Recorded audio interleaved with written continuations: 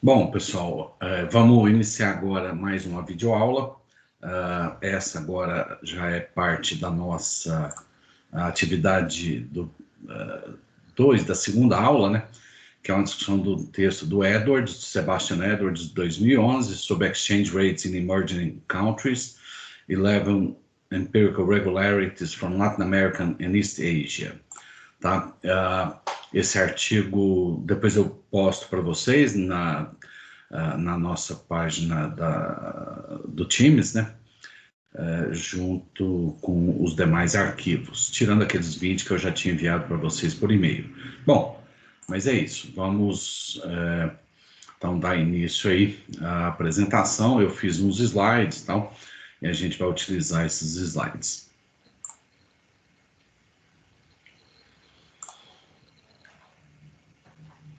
Bom, como eu já tinha falado, esse trabalho do Edwards, o que ele tenta fazer é justamente uma tentativa de olhar o caso da América Latina e da Ásia, do leste asiático principalmente, e ver se tinha aí algumas regularidades empíricas sobre o comportamento da taxa de câmbio e tal. Então, basicamente, é isso que ele vai estar discutindo, e a gente vai percorrer inicialmente um pouco do objetivo do trabalho e depois essas 11 irregularidades, tá bom? Bom, então vamos lá. O objetivo é analisar o que se considera como algumas regularidades para a questão cambial da América Latina e da Ásia, desenvolver uma análise comparativa de indicadores selecionados para Brasil e América Latina, câmbio, conta corrente, crescimento, dinâmica do comércio exterior, dentre outros, antes e depois da crise de 2008. E diagnosticar aí os problemas de desequilíbrio externo, principalmente no caso da conta corrente, para a América Latina, e comparar com economias emergentes como China e Índia, e mesmo os Estados Unidos, tá bom? Então vamos lá. Quando você pensa naquele novo círculo aí vicioso da crise financeira, a gente já tinha falado um pouquinho para vocês na apresentação lá da crise financeira de 2007 e 2008, você tem lá a alta volatilidade do câmbio, você tem respostas rápidas de contágio no mercado financeiro globalizado, e você tem crises bancárias que pode gerar pânico e injeção monetária pelos bancos centrais, e de outro lado você tem rápida e significativa queda do preço do mercado de ações, que sofre bastante também, e perda de confiança e problemas de liquidez. É lógico que esses 5 elementos aí estão todos eles relacionados. O foco nosso é mais na questão cambial, tá? Para essas 11 irregularidades do texto do Edwards, beleza? Então vamos lá. Guerra cambial e consequências de uma apreciação. A valorização cambial, a gente já sabe disso, né? Torna as importações mais baratas por um lado, são necessários menos reais para adquirir os dólares com os quais se compra os produtos estrangeiros, a demanda por produtos importados aumenta na medida que esses ficam mais baratos em reais, e as exportações, por outro lado, vão ficar mais caras, ou seja, você tem uma perda aí de competitividade da economia, tá? Isso fica mais caro os produtos nossos expressos em dólar ou em outra moeda externa, pode ser euro ou qualquer uma outra. Os importadores desembolsarão mais dólares para adquirir produtos brasileiros. A consequência disso, normalmente, é que você vai ter piora nas transações correntes e, portanto, muitas vezes problemas aí do balanço de pagamentos, tá? No caso da trajetória do câmbio, pós-crise financeira, pós-setembro de 2008, você tem primeiro uma corrida para o dólar, tá? E uma desvalorização do câmbio, olhando para o nosso caso, real dólar, tá? Setembro, outubro lá de 2008. Num segundo momento, a economia brasileira passa a conviver com uma tendência aí de apreciação cambial nos anos de 2010, 11, tá? E depois nos anos 2012, 13, a economia passa a conviver com a trajetória de depreciação cambial, oscilando aí perto de R$2. Então você vê que há aí impactos da crise sobre a questão cambial brasileira. No caso específico das regularidades, primeira delas, crises cambiais monetárias estão associadas a elevados custos. Esses custos normalmente é comprometimento das taxas de crescimento, aumento de desemprego e muitas vezes inflação mais elevada. Então, basicamente, você tem custos do lado real e custo do lado nominal, que é o caso da inflação. Número 2, países com taxa de câmbio mais flexíveis tendem a crescer mais no longo prazo do que países com câmbio mais rígido. Então, a gente já falou um pouco disso, às vezes a adoção de câmbio rígido ela é importante em momentos com inflação muito alta para ancorar os preços, tá? Mas ficar adotando câmbio muito rígido por muito tempo pode, lógico, vai depender de outros aspectos, como taxa de juros real, taxa de investimento, assim por diante, mas você vai normalmente tem algum comprometimento aí do crescimento. Número 3, países que adotaram a dolarização não possuem um desempenho melhor do que aqueles com países que têm suas próprias moedas. Então, a dolarização por si não vai te garantir um melhor desempenho, tá? Pode até ser uma opção, a gente já falou, para economias menores, como Panamá, Equador já adotou também. Então. Número 4, países com taxa de câmbio flexível são capazes de acomodar choques externos melhor do que países com taxa de câmbio rígida ou fixa. É um pouco a discussão, tem alguns trabalhos clássicos na literatura sobre exchange rates as shock absorbers, que é basicamente taxa de câmbio como absorvedores de choques. Então, lógico, se você tem flexibilidade do câmbio, ela pode te ajudar a exercer esse papel. Já com câmbio fixo e rígido, isso não aconteceria, tá? Número 5, com mobilidade de capital e câmbio fixo, não há lugar para política monetária plenamente independente. É a discussão da trindade impossível, tá? A gente vai voltar a falar um pouco disso ao longo do curso, tá? Mas isso é fundamental. A proposição da macro aberta é que, sob perfeita mobilidade de capital, os regimes cambiais determinam a habilidade de se adotar uma política monetária independente. Um regime de câmbio fixo está associado a se abrir mão da independência monetária, enquanto um regime de câmbio flexível permite uma política monetária doméstica mais ativa e mais independente, tá? Número 6, ajustamento da taxa de câmbio baseado no diferencial de inflação resulta em perda de ancoragem e estabilidade macro. Uma política cambial que consiste em ajustar o câmbio nominal como uma proporção do diferencial de inflação defasado é inerentemente instável, tá? Instável, e resulta em uma perda de ancoragem macroeconômica. Isso aí tem a ver um pouco com a discussão que a gente já falou para vocês da paridade do poder de compra na versão relativa. Normalmente, corrigir o câmbio nominal com o diferencial de inflação é uma parte importante, mas ela não deve ser o único guia de tentar administrar a taxa de câmbio para os países, tá? Você vai ter outros aspectos, como diferencial de juros, nominal, real, fluxo de capitais, tudo isso tem interferência no câmbio. Número 7, programas de estabilização baseados na taxa de câmbio são perigosos e, em geral, resultam em severas apreciações da moeda com desequilíbrios das contas externas. Basta você dar uma olhada nas experiências, por exemplo, da América Latina, Brasil, Argentina, Bolívia. A gente sabe mais especificamente do caso brasileiro, como que o câmbio foi ficando defasado, ou seja, atrasado ou apreciado em termos real e real efetivo, em 97, 98, até que você tem que abandonar esse regime e adotar um regime de câmbio mais flexível, ainda que administrado. Aqui tem um pouquinho uma frase que eu tirei, que os regimes de estabilização baseados no câmbio têm 3 fases. Primeiro, basicamente, ele ajuda, tá, na estabilização. Na segunda fase, aumenta a apreciação real da moeda, tá? Ela se torna um pouco aparente, fica mais fácil de você perceber. E no final, na terceira fase, é quase que meio tarde demais para fazer alguma coisa. E com isso, você vai ter que recorrer a grandes desvalorização, depreciação da taxa de câmbio, tá? Basicamente é isso. Número 8, desalinhamento da taxa de câmbio real pode ter um alto custo e intervenção do Banco Central pode ser justificada ao longo do tempo, mesmo sob regime de câmbio flexível.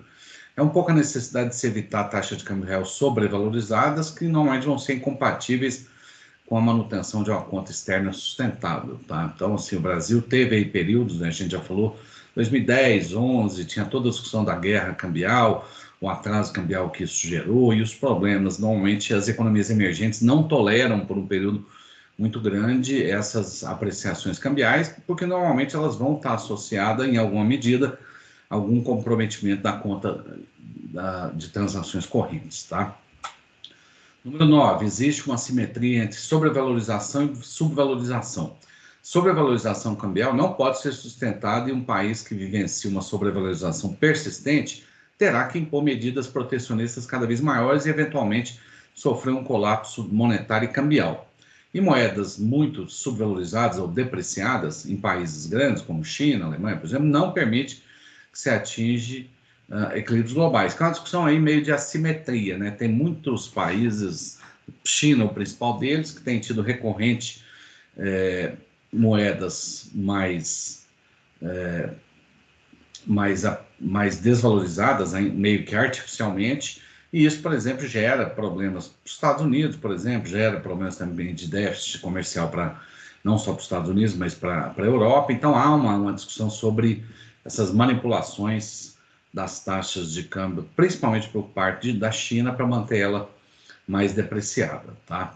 Para a taxa chinesa em relação aos seus parceiros comerciais, o que não acontece com outros parceiros da Ásia, mas acontece em relação à Alemanha, não à Alemanha, em relação à Europa como um todo e Estados Unidos. Número 10, mesmo sob câmbio flexível, o grau de independência da política monetária é limitado, tá? E aí ele até remete um pouquinho ao impacto do quantitative easing 1 e 2 aí, né, que foi a expansão monetária dos Estados Unidos, mas que também ocorreu na Europa, como que isso afetou as economias emergentes, tá? Principalmente gerando apreciações do câmbio nestas economias e dificuldades para essas economias lidarem, então, com essa questão cambial no momento de crise. Número 11, tem ocorrido uma quebra estrutural importante na relação entre câmbio real efetivo em dólar e câmbio real efetivo das economias emergentes exportadoras de commodities. Após 2008, tem aumentado aí a preocupação de várias economias, inclusive da América Latina, quanto ao real valor de suas moedas. Real aqui, não da moeda real, mas o verdadeiro valor em termos de taxa de câmbio real.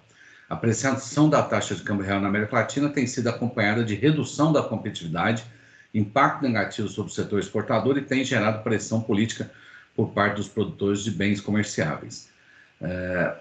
Vários países passaram a intervir no mercado cambial, Argentina, Brasil, Colômbia, Peru, e ou adoção de medidas de controle de capital, principalmente Brasil, Argentina e Colômbia. Vamos lembrar que isso aí é uma discussão lá do início de 2011, né? Mas que depois você tem momentos distintos aí, até chegar agora em 2020. No caso da economia brasileira, agora, mais recentemente, a gente viu, até por uma questão da pandemia e tudo isso, você teve aí um descolamento cambial, né, que passou lá de 4 e alguma coisa para 5,20, 5,30, 5,40, então um câmbio bem mais depreciado em termos nominal, o que está ajudando nesse ano de 2020 o setor exportador brasileiro, tá? Ainda que para alguns produtos pode não ter tanto a demanda internacional, mas o setor agropecuário, por exemplo, é um exemplo claro dessa demanda que ainda existe no mercado internacional e o câmbio mais depreciado ajuda certamente, tá? Mas aqui lembrem que a discussão do Edwards é um pouco de regularidades, independente do momento onde a gente está analisando. A proposta para superar o problema de assimetria, bom, sob o ponto de vista de comércio internacionais, quais seriam os melhores instrumentos de política para lidar com os problemas de assimetria e distorções?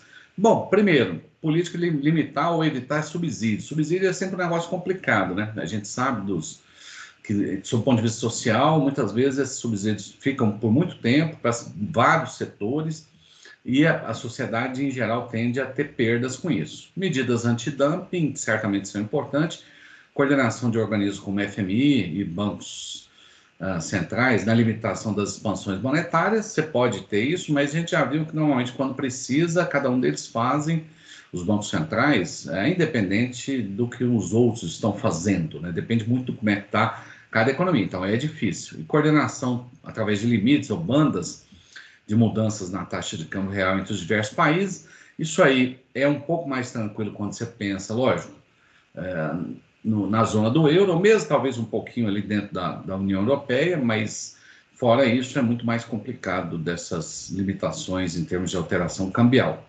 E a neutralização dos efeitos cambiais sobre o comércio deve estar além de medidas tarifárias, ou seja, tarifa pode ser importante, mas você precisa ter medidas não tarifárias também. Resposta, deve ser um mix, né, das opções acima, porém com grande dificuldade de coordenação internacional num contexto de crise. Seja lá em 2007, 2008, seja mais recente para algumas dessas economias e as dificuldades que elas ainda estão enfrentando, e agora, mais recentemente, 2020, várias delas, todas elas praticamente, né, as economias mundiais, emergentes ou não, sendo afetadas pelo Covid-19. Priorização das políticas domésticas, basicamente você está sempre tentando estimular o crescimento aí e reduzir o desemprego, tá? Isso aí é meio que inevitável, você vai ter essas políticas nesse sentido, tá? Principais desafios para o Brasil, no caso do custo Brasil, nossa carga tributária é alta, a gente está vendo aí agora a discussão de, lógico, de mudança, finalmente parece que a gente vai caminhar nesse sentido, né, de alteração da estrutura tributária brasileira. Custo de energia alto, problemas de logística, esse ainda está longe de ser resolvido, né? Burocracia também acho que tem ido a passos lentos, e no caso de câmbio, você tem alguns problemas setoriais, tá?